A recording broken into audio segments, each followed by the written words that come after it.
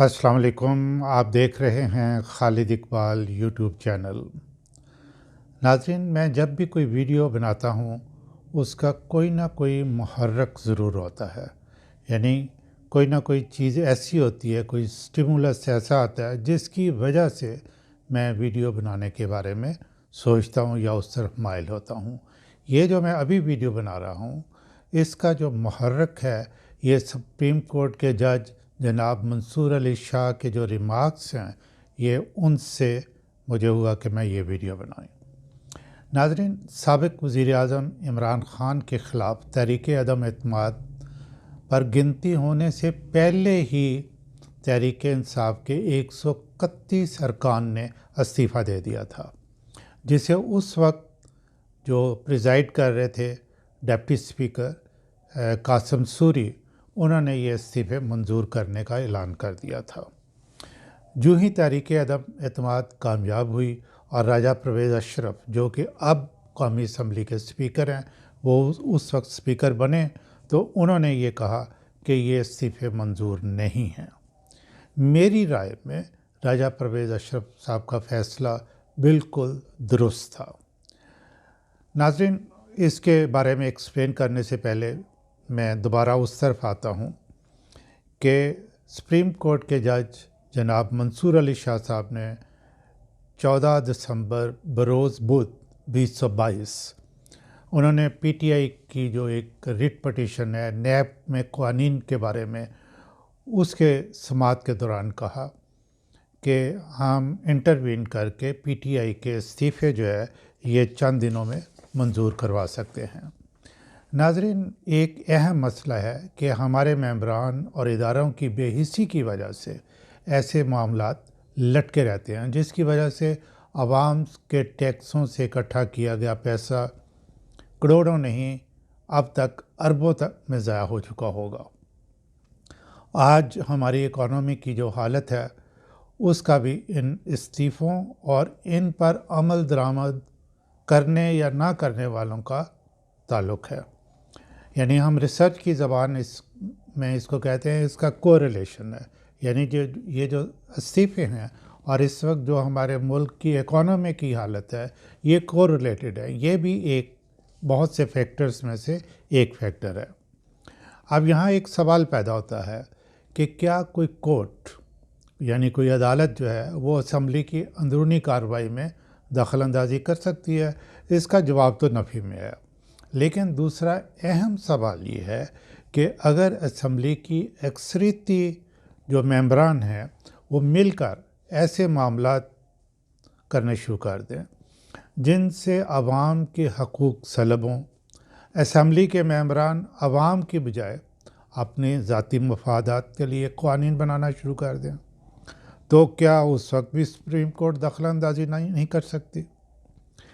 इस सवाल का जवाब देने के लिए नाज़रीन, आपको किसी आइनी माहिरीन की ज़रूरत नहीं है, किसी इंटेलेक्चुअल की भी ज़रूरत नहीं है। आम आदमी भी ये बता सकता है, कोई तो हो जो इंसाफ के ख़िलाफ़ होने वाली कार्रवाइयों को रोक सके, ख्वाह वो असम्बली के अंदर हों, और वो वक्त का काजी ही हो सकता है। एक और सवाल ज़रूर उठेगा कि अगर वक्त का काजी काहल आराम पसंद वाक़या हुआ हो तो फिर क्या होगा? फिर आवाम सड़कों पर होंगे। अब इस्तीफ़ों के बारे में मेरा एनालिसिस जो है वो आप सुन लीजिए। आवाम अपने नुमाइंदों को मुंतखब करके असम्बलियों में भेजते हैं, तो वो लेजिस्लेटर्स बन जाते हैं। उनका काम है असम्बलियों में बैठकर आवाम की आम ज़िंदगी बेहतर करने के लिए, मुल्क के मामलात चलाने के लिए, मुल्क की हिफाजत के लिए क़वानीन बनाना होता है। अगर वो आवाम की बजाय अपनी ज़ात या किसी ग्रोह के लिए क़वानीन बनाए तो ये बदअदबी है। उन्होंने आवाम को अपनी सर्विसेज दी थी, वो पूरी ना करना नाअहली, नालायकी और बददियानती है। कौमी असम्बली के रूल्स ऑफ बिज़नेस के मुताबिक ये ज़रूरी है कि अगर किसी मेंबर को इस्तीफ़ा देना है तो वो अपने हाथ से लिखे, پھر وہ اسپیکر کے پاس جائے اور اس کو یہ یقین دلائے کہ یہ استعفیٰ وہ بغیر کسی پریشر کے اپنی مرضی سے دے رہا ہے۔ پی ٹی آئی کے ممبران نے استعفے دیتے وقت یہ پروسیجر فالو نہیں کیا، اس لیے ان کے استعفے منظور نہیں ہوئے، اور اس وقت کے ڈپٹی اسپیکر قاسم سوری کا استعفیٰ منظور کرنے کا جو اعلان تھا وہ بالکل جو رولز آف بزنس ہیں ان کے خلاف تھا، یعنی غیر قانونی تھا۔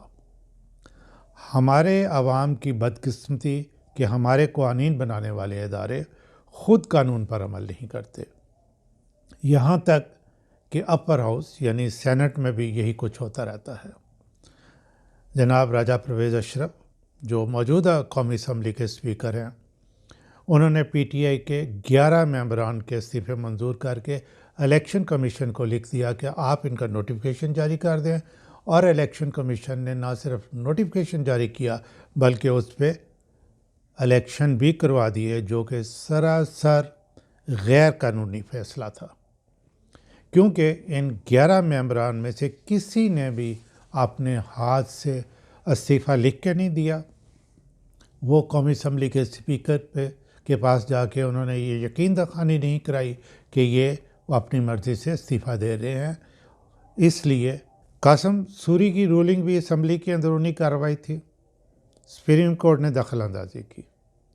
پی ٹی آئی کے صرف 11 ارکان کے استعفے منظور کرنا بھی غیر قانونی تھا، پھر الیکشن کمیشن کا اس پہ نوٹیفیکیشن جاری کرنا اور پھر الیکشن کروانا میری رائے میں غیر قانونی تھا، اور سپریم کورٹ کو اس میں بھی دخل اندازی کرنی چاہیے تھی۔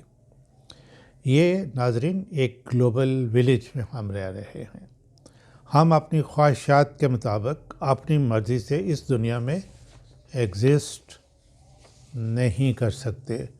گو ہم آزاد اور خود مختار ملک ہیں، لیکن دنیا کے دوسرے ممالک ہمارے ساتھ تبھی روابط رکھیں گے جب ہم اور ہمارے ادارے انصاف کے بنیادی اصولوں پر عمل پیرا ہوں گے۔ آج ہماری اکانومی کی جو حالت ہے اس میں پی ٹی آئی کے استعفے ایک فیکٹر ہے، الیکشن کمیشن آف پاکستان کا کنڈکٹ بھی ایک فیکٹر ہے، اور پھر سپریم کورٹ آف پاکستان کا خاموشی اختیار کرنا بھی ایک فیکٹر ہے۔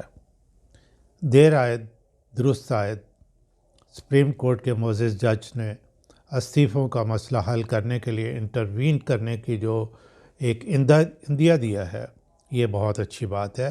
اس کو جلدی ٹیک اپ کرنا چاہیے تاکہ ملک کے حالات بہتر ہو سکے۔ خالد اقبال کی طرف سے آپ کے لیے اور وطن عزیز کے لیے بہت دعائیں۔